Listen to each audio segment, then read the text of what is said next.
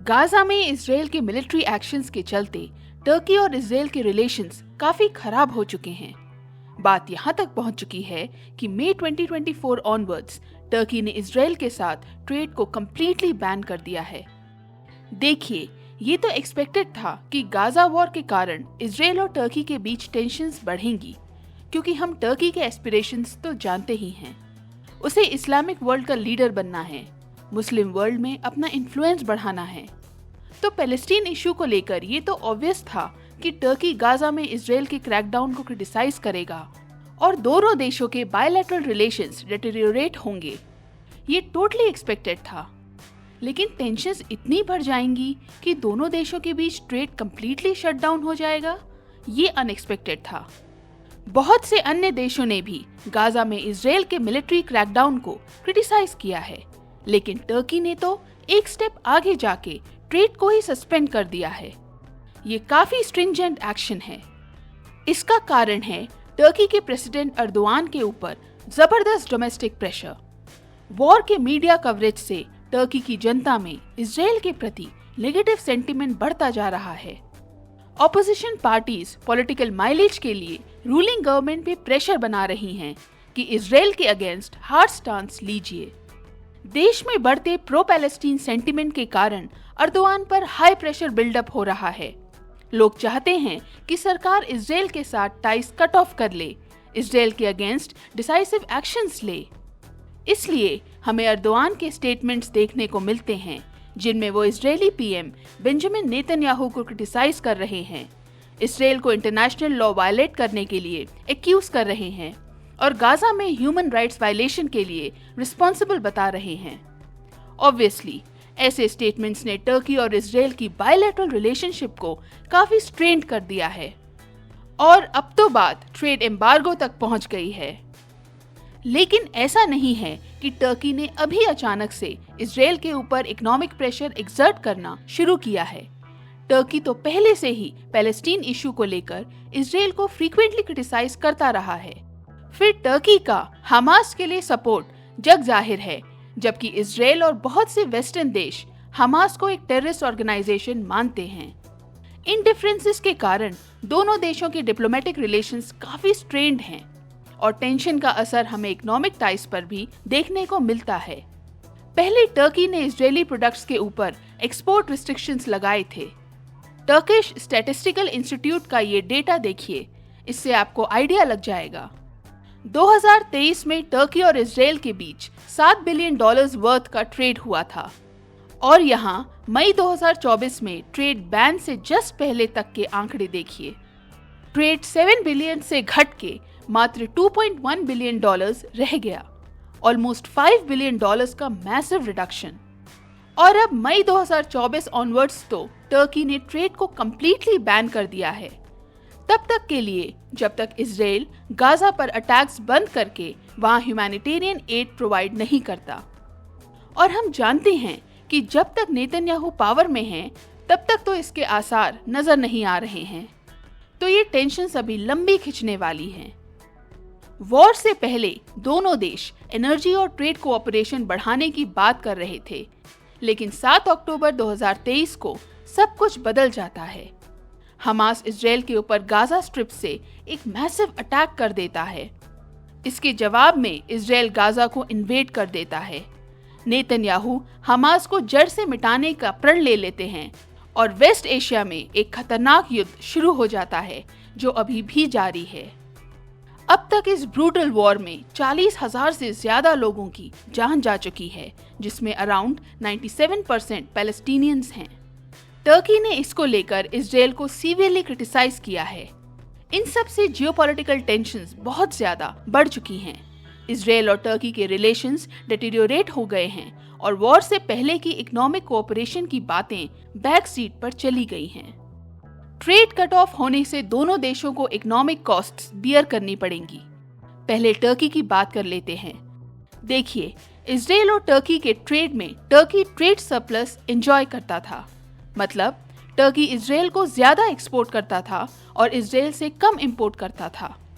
तो trade ban होने से क्या होगा? टर्की अपने एक्सपोर्ट्स के लिए एक सिग्निफिकेंट मार्केट को लूज कर देगा। तो टर्की से जो चीजें एक्सपोर्ट होती थी उनके प्रोडक्शन और डिस्ट्रीब्यूशन में जो लोकल बिजनेसेस इन्वॉल्व्ड थे वो अफेक्ट होंगे। एक्सपोर्ट रिडक्शन टर्की के ट्रेड बैलेंस को इम्पैक्ट करेगा। देखिए, किसी देश के एक्सपोर्ट्स अगर ज्यादा हैं तो इसका मतलब है कि उस देश के गुड्स और सर्विसेज की डिमांड ज्यादा है। डिमांड है तभी तो प्रोड्यूस हो रहा है और एक्सपोर्ट हो रहा है, राइट? और जब प्रोडक्शन ज्यादा होगा तो जॉब्स क्रिएट होंगी और इकोनॉमी ग्रो करेगी। हेल्दी और स्टेबल इकोनॉमी में सभी इन्वेस्ट करना चाहते हैं, तो ऐसे केस में फॉरेन इन्वेस्टमेंट्स बढ़ेंगे, इकोनॉमी रेजिलिएंट बनेगी और बेहतर प्रोडक्ट्स तैयार करने के लिए देश में इनोवेशन होगा, फेवरेबल ट्रेड एग्रीमेंट्स करने की नेगोशिएटिंग पावर बढ़ेगी और इन सब से एक्सपोर्ट्स और इंक्रीज होंगे, जिससे देश में फॉरेन एक्सचेंज रिजर्व्स आएंगे जो कि देश को इकोनॉमिक शॉक्स के अगेंस्ट कुशन प्रोवाइड करते हैं। तो देखा आपने कैसे एक्सपोर्ट्स बढ़ने से एक वर्चुअस साइकिल क्रिएट हो जाती है। इसलिए तो देश अपने एक्सपोर्ट्स को बढ़ाना चाहते हैं, लेकिन डोमेस्टिक प्रेशर के चलते इजराइल के साथ ट्रेड सस्पेंड करके टर्की ने खुद ही अपना एक सिग्निफिकेंट एक्सपोर्ट मार्केट डिस्ट्रॉय कर दिया है। और तो और इजराइल और टर्की के बीच में फ्री ट्रेड एग्रीमेंट एग्जिस्ट करता है, जिसका ज्यादा लाभ ऑफ कोर्स टर्की को होता था। याद है ना, टर्की ट्रेड सरप्लस एंजॉय करता था। तो अब ट्रेड बैन के बाद टर्की को अपने एक्सपोर्ट्स के लिए एक ऑल्टरनेटिव मार्केट तलाशना पड़ेगा। ये तो हो गई टर्की की बात। अब इजराइल का केस भी देख लेते हैं। ट्रेड बैन होने से टर्किश गुड्स इजराइल में नहीं आएंगे। टर्की इजराइल को स्टेपल फूड आइटम्स सप्लाई करता था, machinery, raw materials, construction materials वगैरह सप्लाई करता था। अब इन आइटम्स के ना आने से इनकी इजराइल में शॉर्टेज आने लगेगी। सप्लाई कम है तो प्राइसेस बढ़ जाएंगी।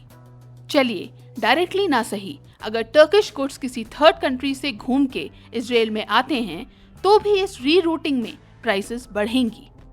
मैप में देखिए, टर्की इजराइल के काफी नजदीक है, इसलिए वो इजराइल के लिए एक काफी कन्वीनियंट सोर्स था।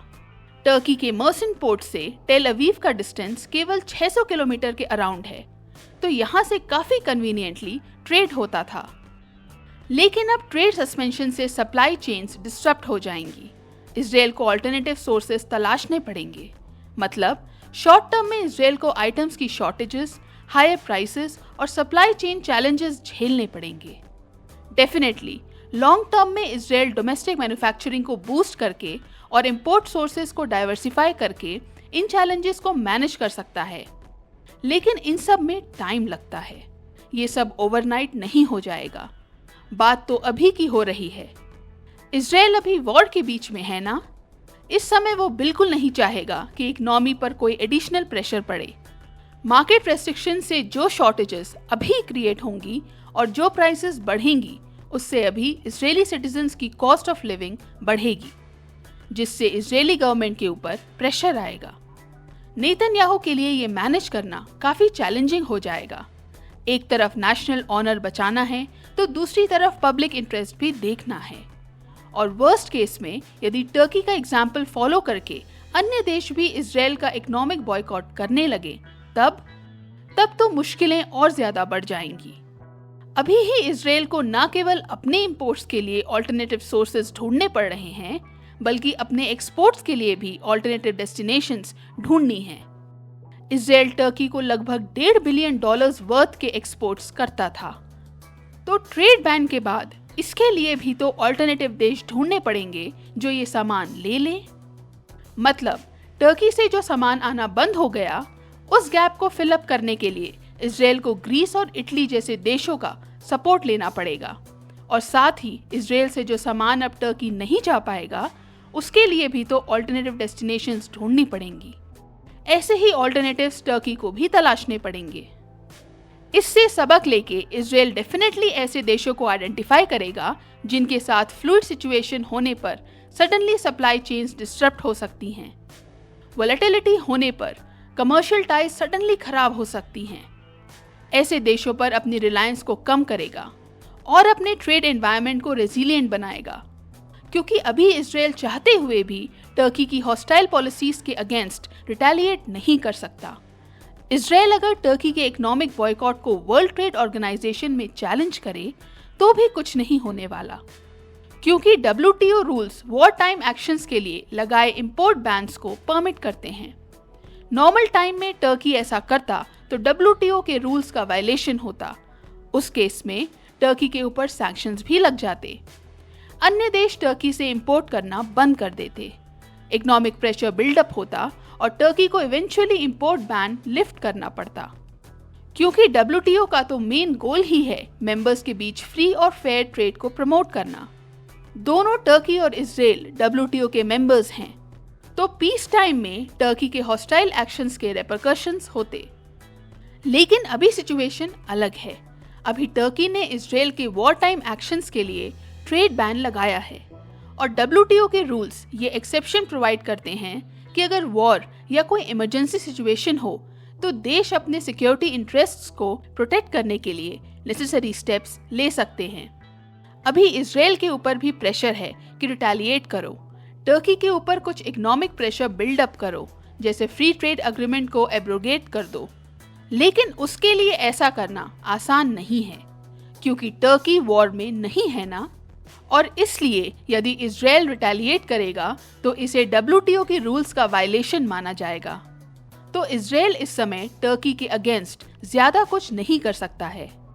इस एपिसोड से हमें यह सीखने को मिलता है कि कैसे जियोपॉलिटिकल टेंशंस वर्षों के इकोनॉमिक टाइज को सडनली स्पॉइल कर देती है। नेशंस अपने राइवल्स के ऊपर प्रेशर एक्सर्ट करने के लिए ट्रेड को वेपनाइज करने लगते हैं।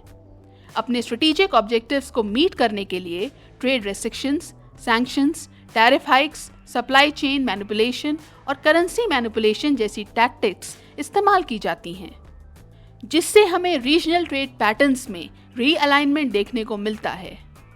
खैर, अब आगे क्या होगा? देखिए, वॉर एंड हो जाता है या कॉन्फ्लिक्ट डी एस्केलेट हो जाती है तो वेल एंड गुड, नहीं तो नॉर्मलसी के लिए थोड़ा वेट करना पड़ेगा, क्योंकि जब तक अर्दोआन पावर में रहेंगे इजराइल के साथ टर्की के टाइज स्ट्रेन्ड ही रहने वाले हैं। अर्दोआन की टर्म 2028 में एंड होगी।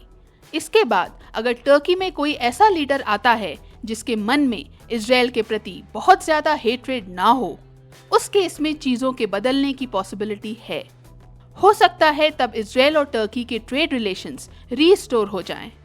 जब तक ऐसा नहीं होता है तब तक दोनों देश एक दूसरे के ऊपर अपने इकोनॉमिक डिपेंडेंस को रिड्यूस करने के तरीके ढूंढेंगे, ऑल्टरनेटिव ट्रेड पार्टनरशिप्स को एक्सप्लोर करेंगे और सेल्फ सफिशिएंसी अचीव करने की कोशिश करेंगे, ताकि ट्रेड बैन के इकोनॉमिक रैमिफिकेशंस को मिटिगेट किया जा सके। इसी के साथ ये सत्र समाप्त होता है। आशा करती हूँ ये वीडियो आपके लिए यूजफुल रही होगी। आपके समय के लिए धन्यवाद।